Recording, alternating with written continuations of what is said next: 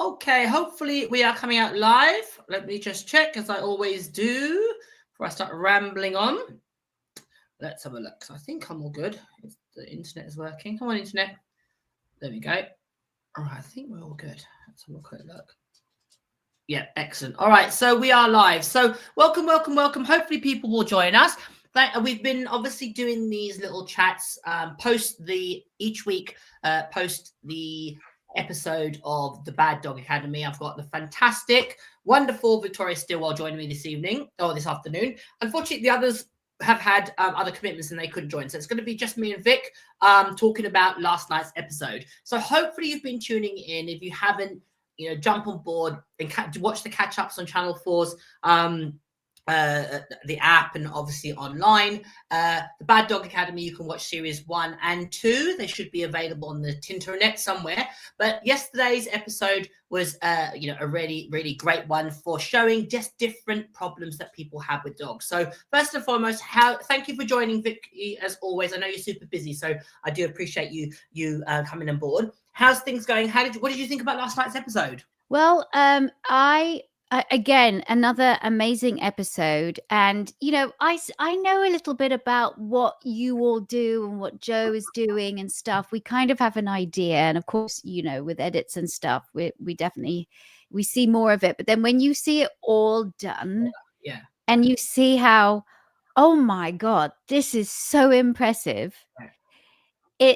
It is that. And I think people are like, oh yes, but your editing's really clever. And yeah, of course you got to edit a show. Otherwise you're going to be watching 50 hours of footage and that's going to be boring. Yeah. But it really is remarkable. And I think when you were working with the Podenco, what was the name of that dog again? Oh God, it's got out of my brain now.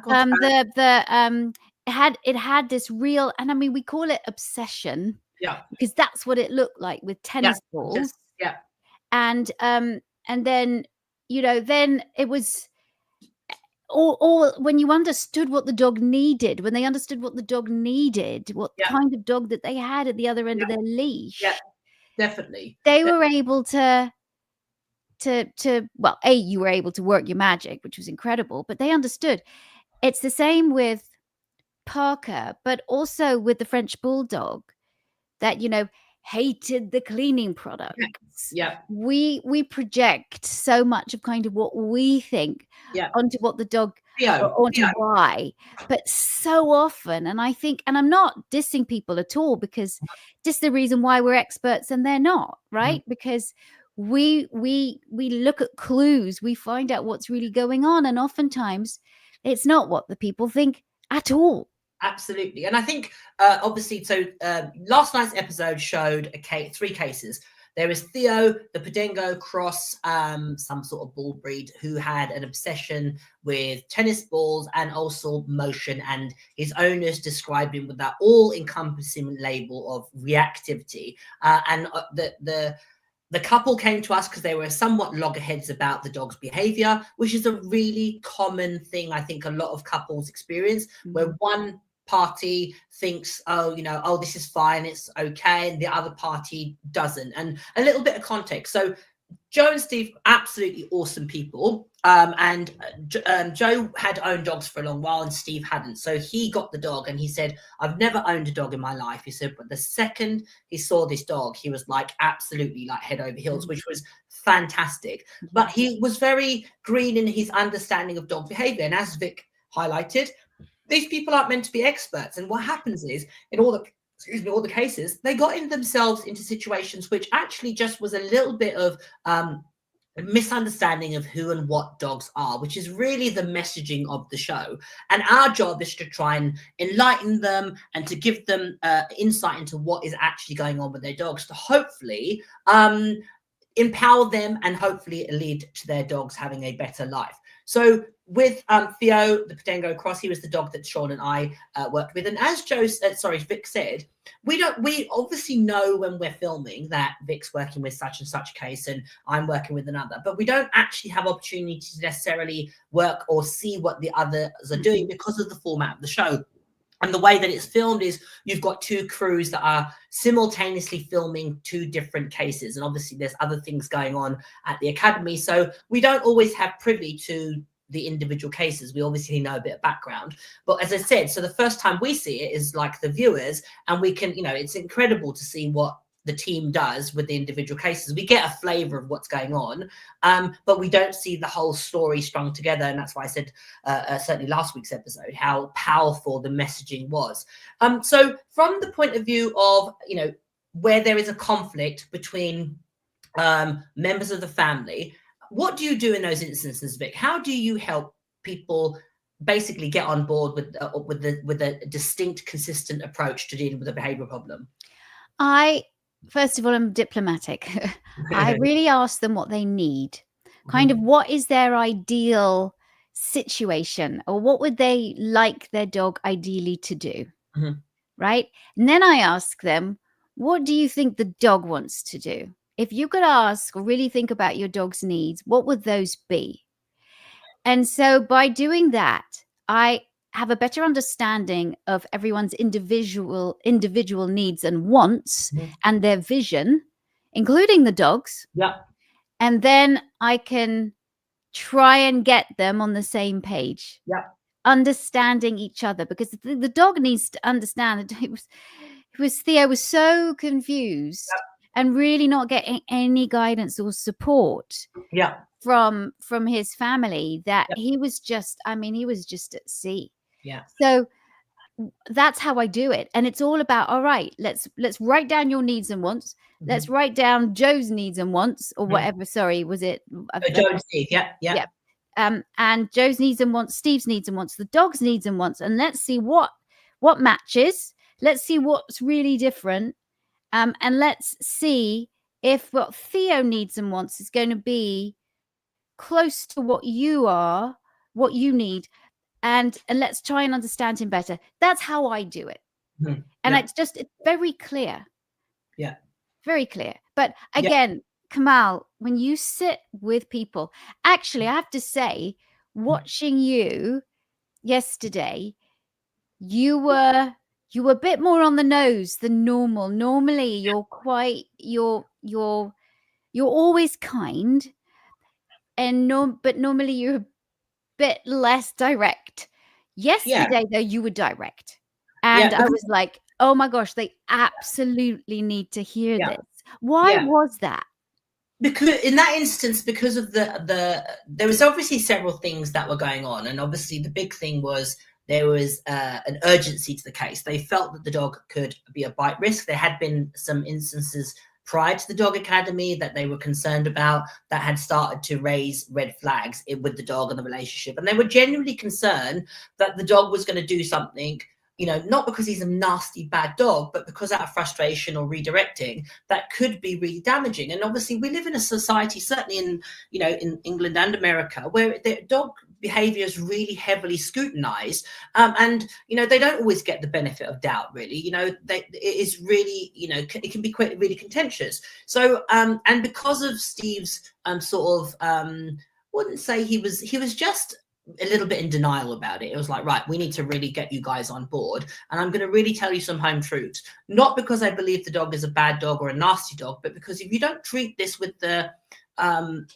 urgency and the severity of it, you aren't going to make any difference. So, and that really helped them to sort of go, okay, look, we need to get ourselves together on this, was one thing. Obviously, the big thing to say about that specific case is we are scratching the surface with the Dog Academy. We give them the tools, and we have to always be mindful that they are learning how to train a dog with an established problem that probably has a reinforcement history. Joe brought up the point beautifully about certainly illustrated with Benny the Bulldog, where she's had an almost instantaneous difference in the dog's behavior because he didn't have the history with Joe that he had with the owners. So yes, I love that point. I loved it. Such a great, a really, really great thing for people to hang on to, because I think sometimes when you go to a trainer's going to come with a set of skills. They're going to come with timing, understanding behavior, understanding reinforcement, understand reinforcement placing, can read the dog's body language. So we can achieve something that the owner might not in that moment. And that's absolutely how it's meant to be. You're coming to them because they're an expert in that particular field. And often what the perception is that my dog is cured or it's fixed, because if they can do it with Vic, they can do it with me. And it's to really articulate the point that no, what we're doing is we're showing you what is possible. We're showing you the steps and the process. Now you need to go away and implement that in a manner and a time that's appropriate for the individual. The thing I say to people is be kind to yourself and give yourself grace, because there are going to be bumps in the road as you go through the process of turning this round. So with Joe and Steve, as you saw in the follow-up conversation, they had just, probably just took a few too many steps too quickly. And as a result, they were, again, they said, yeah, we'd make some progress, but we hit some roadblocks. That's the other thing to assure people. You're going to hit bumps in the road. It's a journey. It's a process, and that's why, my frustration with dog training is that the gross misconception that you can train and fix a problem in 5 minutes. And that is something that I really, really wish that, social media marketing wasn't something that was conveyed to people, because it's just not true. Yeah. You've got to think, you've got to allow time. You're training somebody that's never trained a dog before, probably limited dog ownership experience, depending on the family, etc. We've had people that have never owned a dog before, and then they've got a dog and they've got all these problems. So you're learning about a dog, you're learning about dog behavior, you're learning about dog training, you're learning about the science and the emotion. That's a lot. That is a lot. So be patient with yourself, set realistic timelines, and understand that what a trainer can achieve, you might not do it in that same time, but you will get there as long as you're patient and you persevere. What are your thoughts about the misconception of the 5-minute fix? Oh gosh. Well, look, when you see us working with the dogs and you see behavior suddenly change, right? And we might have been with the dog for 15 minutes, 30 minutes, 45 minutes, an hour. And we can pretty much show behavior change in that time. And it looks like, oh my gosh, it's really impressive. And you know what? It is. Sometimes, yeah, it is. Because there's a whole load of thought that goes behind it. Yeah. We don't just come in with our magic wands and go poof and it's done, right? But that's great, because we were able to demonstrate to people that change by just doing something differently, teaching the dog something new. Yeah.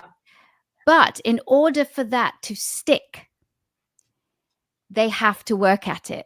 Yeah. And I think that's what I've heard you say. I've heard Sean and Joe and myself say, this is brilliant. It's the start. And now you got to go back and you've got to work at this. Yeah. And I think finally, people are beginning to understand that even though they're watching TV, they've had it since Barbara Woodhouse, but certainly since It's Me or the Dog, that they know that there is more that goes into it, not just in the television show, but there needs to be more work after it. But the social media world, the world of punitive training and quick fixes has decimated the dog's true needs and experience. Yeah. And that's the tragedy. And I think, when you speak out about it, of course, you're going to get that sort of those people coming at you because of whatever. I just call it the noise, the noise. But really, essentially, it's a tragedy to dogs. Yeah, absolutely. And that's what I think keeps us going and saying, well, we're advocating for them. You might be suppressing them. Well, you are suppressing them. You're being very punitive, but we're advocating for them. And if you're not worried about the dog's welfare or how the dog feels, or we are. So I'd rather be what we're doing than what you're doing, but it's tragic for the dogs. And so when people watch these awful, terrible people on social media, not all of them, there are some great people on social media. Absolutely. It's just devastating, Kamal. I'm just so sorry for the dogs that they come into contact with, as well as it's dreadful to see the dogs struggling when you have the so-called trainer. They're not even trainers. Sorry, they're not. People training them. It's awful. It's definitely, danger and fallacy that social media can create, whether it be dog training, whether it be fitness, whether it be wealth, whether it be any goal, is the misconception that you can do it in a 5-minute click of the fingers. And the more that we shift away from that narrative, the better that society and individuals, and certainly dogs, will be, because we're then going to get back to cultivating a relationship of understanding, compassion, and where we know and understand the specific needs of the individual dog. And I think that's the bit that is most frustrating. So certainly yesterday's case showed that in abundance, where you absolutely saw a really quick turnaround with the dog that you worked with, which was Parker, the little Cavapoo. And it was just aligning yourself, and not just, it was aligning yourself with the dog. So you took a technique where you allowed the dog to dictate the pace, the rhythm, and literally the speed of the work and the direction of the walk. And as a result of that, the dog became confident and came out of his shell. So what was your thinking when you were working with that dog? What was the process that drew you to that conclusion? So Parker the Cavapoo, well, immediately when I saw him out of the pram, the stroller, I was very concerned about his back end. I felt like there's a weakness in the back end. Now, I knew that he had muscular dystrophy. I knew it was a mild case, though. You know, all our dogs have to be cleared by a vet before they can come on the show. And I was not concerned that the dog was in pain. The dog had also been cleared that the dog is not in pain.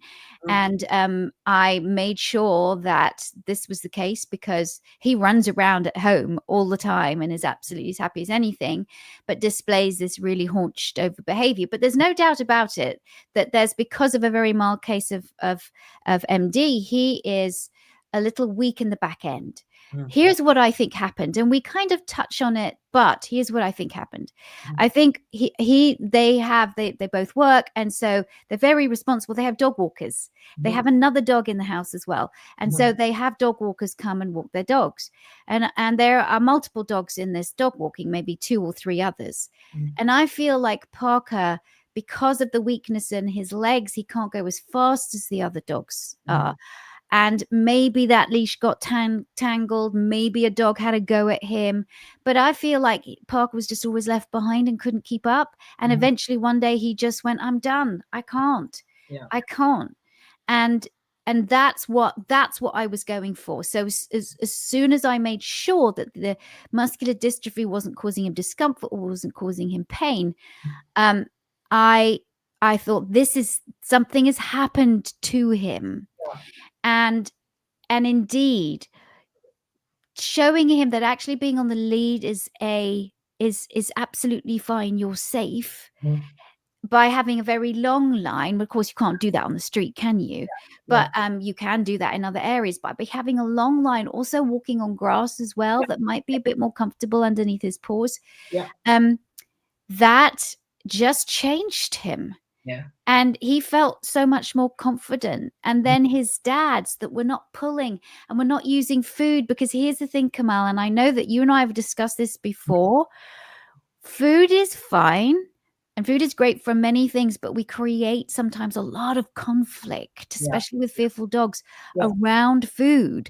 And so they white knuckle it to get to the food, but actually they don't feel better and they're still just tolerating stuff.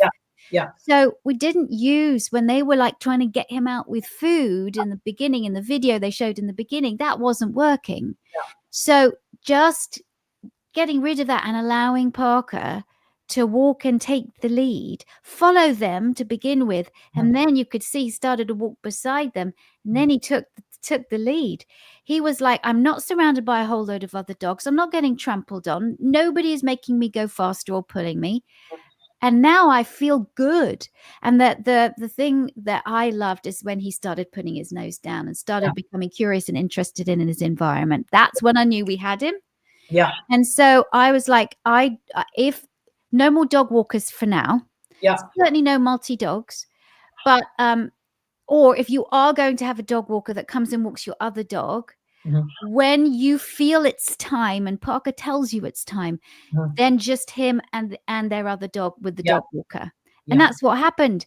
Now he's just, again, dog. When people say different dog, no, he's the same dog. Yeah. It's just we understand him now. Yeah, and he has confidence. Yeah, and you allowed him to move at a rate that was appropriate, literally, to the dog. So you raised that case really illustrated the importance of, and I call them the villages. So everybody needs a village. You need a village. They say the mantra is, you need a village to raise a child. You need a village to raise a dog. So if you have a dog and you're going to have people in your village, whether it be the dog walker, the groomer, the vet, the trainer, be really, really aware of the people that you have in your village, and don't be afraid to ask questions or to see them before or their work, or do your due diligence and research about the people that you are thinking of inviting into your village, because we can have as many instances where that trust has been broken or problems have been established or created because dogs have been mishandled by people. Either they don't understand, or they're naive, or with probably even worse intentions, who knows, but they can be really impactful on your dog's confidence. I have no problem with anybody that wants to come and watch me take a class, come and see me train my dogs, come for a walk with me, whatever gets you to be comfortable and to be happy that I'm the person to help you in whatever it is that you're trying to resolve. Do your due diligence, make sure, because you're entrusting your dog, it's like entrusting your child to somebody that, you need to feel comfortable and safe that this person is somebody that's going to follow the philosophies that you want to have for your dog. And that's really, really important. As trainers, we can only give, as people that deal with behavior, we are only giving you our guidance and our advice and our opinion. It is, at the end of the day, it is your dog. Don't ever be afraid to advocate for the choices that are made in relation to your dog. And even, it doesn't matter whether it's me, Vic, Joe, Sean, it doesn't matter how good we are. If you go, do you know what? I'm not comfortable with this choice, or I'm not comfortable with this direction, it is absolutely your right to pull the plug. And I strongly urge people to make sure that they are happy and comfortable with doing that. So the other dog that we had was, and you mentioned briefly, was Benny the Bulldog, the French Bulldog, who had an apparent obsession with cleaning products.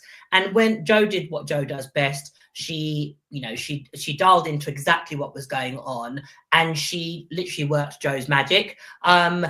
And she identified actually what it was about attention and him wanting engagement, and the cleaning products, or the apparent action of cleaning and motion, was to the dog basically a game that got out of hand. So really, really common issue that can happen, where people don't necessarily understand what the dog's behavior is, and they can instantly jump to the conclusion that the dog has got ill intent or is going to be aggressive or dangerous. And actually, it's similar to Theo, actually, similar issue, just misunderstanding of the core issues of what dogs are. So the question I pose to you is, Vic, why do you think, or how do you think that we've come to this place of a disconnect from what dogs are versus how we see them? What do you think it is? Because it's a big thing, I would say, in Western culture. Yeah, it really is. In other cultures, I feel dogs just are allowed to be dogs. They're just, they roam around, they do dog stuff. Mm-hmm. But when we bring them in, and you've said this before, we kind of mold them into our way of being, put them in a box, kind of like just try and make them, humanize them a bit. That's when the disconnect happens. Mm-hmm. And look, I'm all for using maybe a lot of the ways, the same philosophies that we use to raise children, to raise our dogs as well. I think that's really important. But I think a lot of people don't take the time to really understand their dogs and to celebrate their dogs' dogdom, as I always say. Yeah. And that's the disconnect. Yeah. And the more that we see dogs on social media, and they're being dressed up, and they're doing this and they're doing that, and we want one of those. Yeah. And I think it's just, dogs are brought into our house to fulfill our needs. Mm-hmm. Not a lot of the time do people say, how can I fulfill this dog's needs? Yeah. How can I give this dog the best life possible? Mm-hmm. That's a problem. And I feel like, gosh, we've domesticated these dogs over thousands of years, but we're regressing. Mm. We're not going forward. We're regressing in many, many ways. Because if you think about that first relationship between dog and man, it was very organic. Yeah. And it was a very sort of mutual benefit. But then in our modern world, it's not a mutual benefit anymore. They're benefiting us, right? We're not benefiting them. Okay, we can give them a bed and we can give them food and we give them a nice lifestyle. We give them lots of love.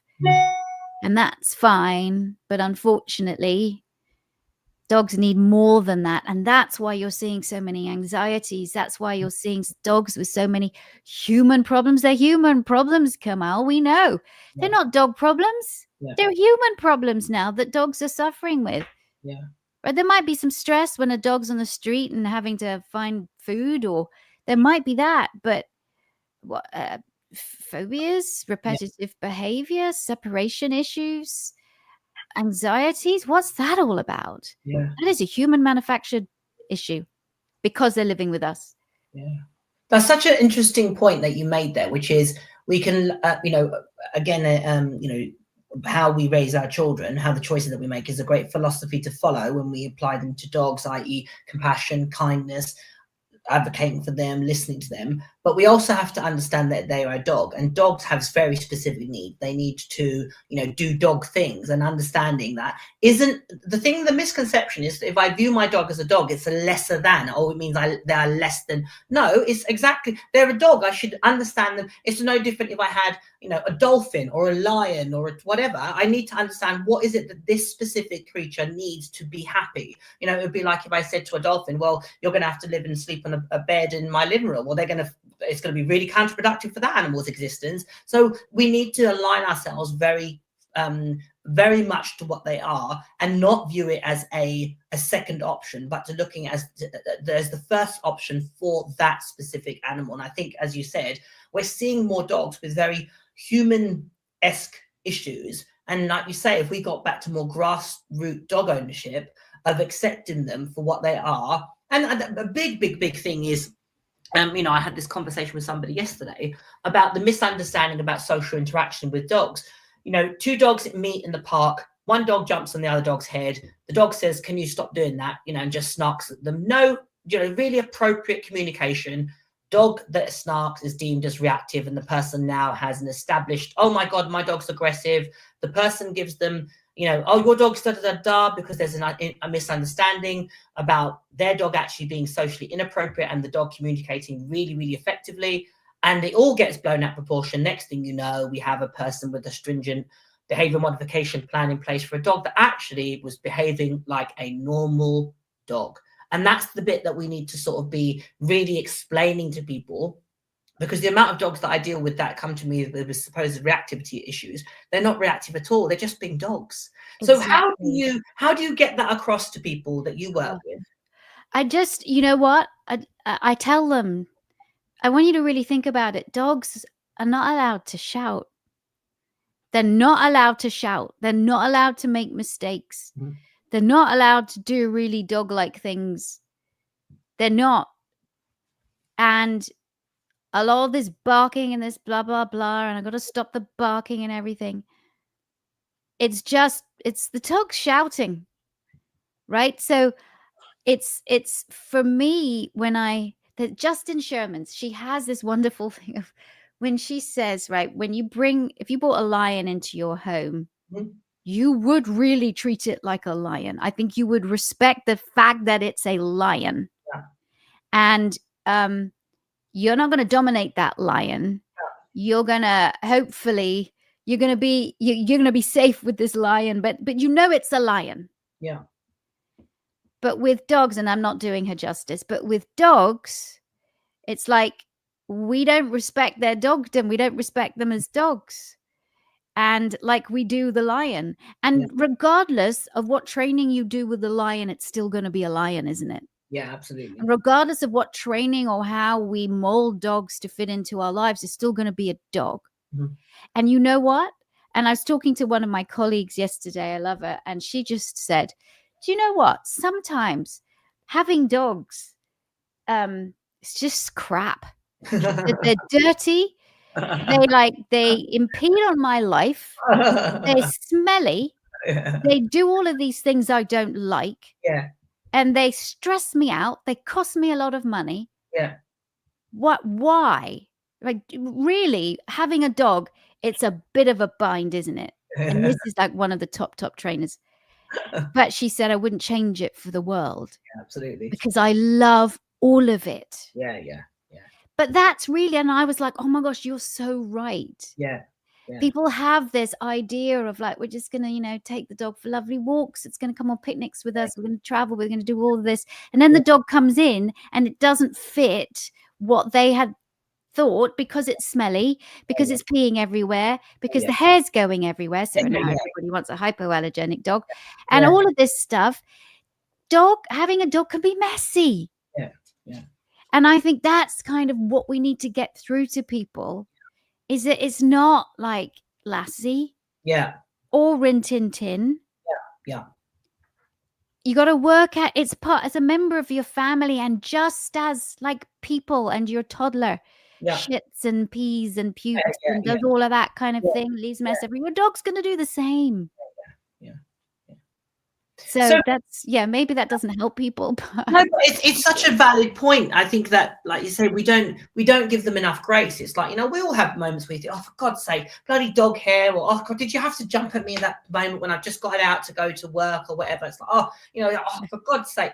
But you know what, like you say, our lives would be a lot duller without them. Every day I go, oh, for God's sake, why did you have to go knock the water boy over? Like, something stupid like that. Because they're dogs. That's what they do. That's what, it's like kids. If you've got kids, you go, oh God, why did you leave that there? Or did you leave the paint on the side? It's, you just sort of roll with it. But I think the thing is to get people to understand that's what you signed up for. That is what you signed up for. And I think what happens is they're frustrated when their dog doesn't adhere to this standard that actually is unfair. We want the dog that will, be social, be everybody's best friend, but yet guard us if there's an adversary around or somebody that's got ill intent. And then we want them to be dormant in these situations, but then do this in another situation. And then we want them to do this in this situation. It's like, Jesus Christ, you're not looking for a dog, you're looking for Jesus Christ. It's like, it doesn't exist. It's just unrealistic. So talking about the Bad Dog Academy, I mean, obviously you've been involved with a lot of projects in television for a very long time. And I know that you are really passionate about this one. So what is it that you feel stands out about the Bad Dog Academy in comparison to the other things that you've worked on? What makes it so unique? Well, for me, I love working with other trainers. Mm-hmm. I love it. It's Me or the Dog was great. 20 years of It's Me or the Dog, by the way. 20 years, 150 episodes. Gosh, yeah. But and then of course you and I. What's that? You haven't aged a day. Oh yes, I have. But thank you. But and then you and I, of course, worked on Dogs Might Fly. We did not do a lot of work together, but that was an amazing show. I think the Dog Academy the Bad Dog Academy is so beautiful because it's 4 trainers, used to be 6, but it's 4 trainers.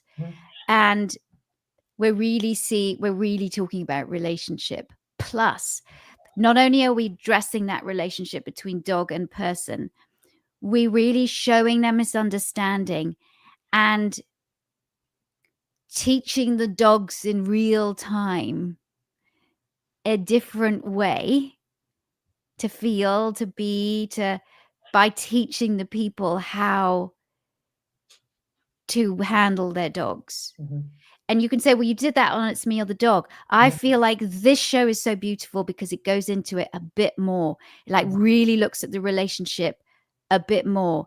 And it doesn't, you can look at other shows that put my back up, but where it feels like dogs are blamed and people are ridiculed, and that's not good. Now, the title, you say Bad Dog Academy, right?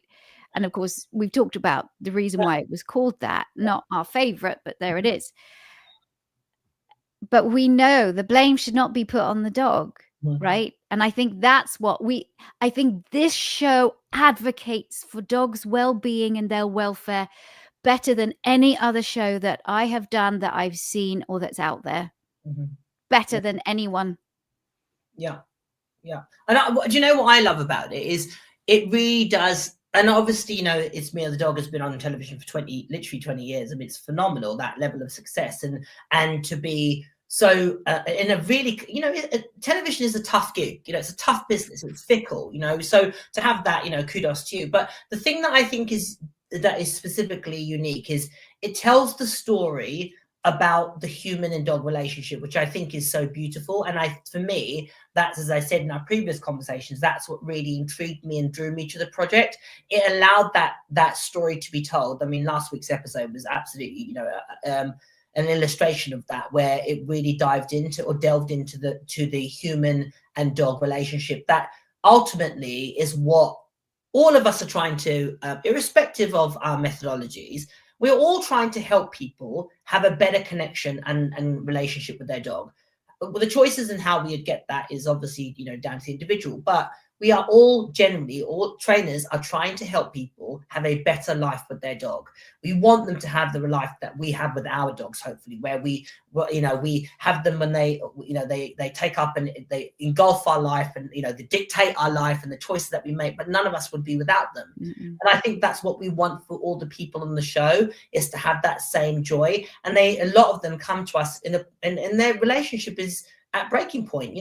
Some of them are really in a dark place. And I think that's the power of the show that, for me, causes it to stand out from other shows that are on television, certainly. So yeah, you use the word joy. Yeah. That's it. Yeah. That's what living with a dog should be. Tough at times, but also joyful. Not just for you, but for the dog as well. That's when it works. And I think that's what we really try and help people achieve on BDA. Yeah, absolutely. So I don't know if anybody has any questions for myself or Vic. I know there's a comment here.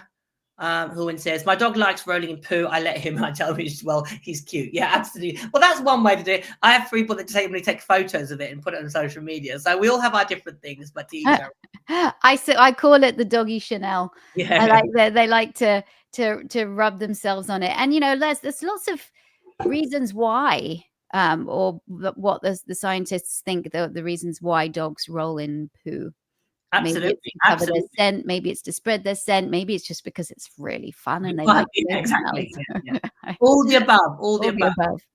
I'm going to just check if there's any questions. Any more questions? Yeah, I think I had a question on my Facebook of somebody who was, why didn't you talk about the potential of Parker being in pain? Yes.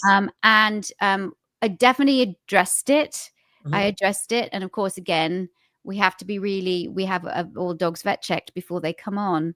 But I still thought that, so I was happy he wasn't in pain, and I was happy that, but I still felt like that he needed to go and get some kind of physiotherapy. Yeah.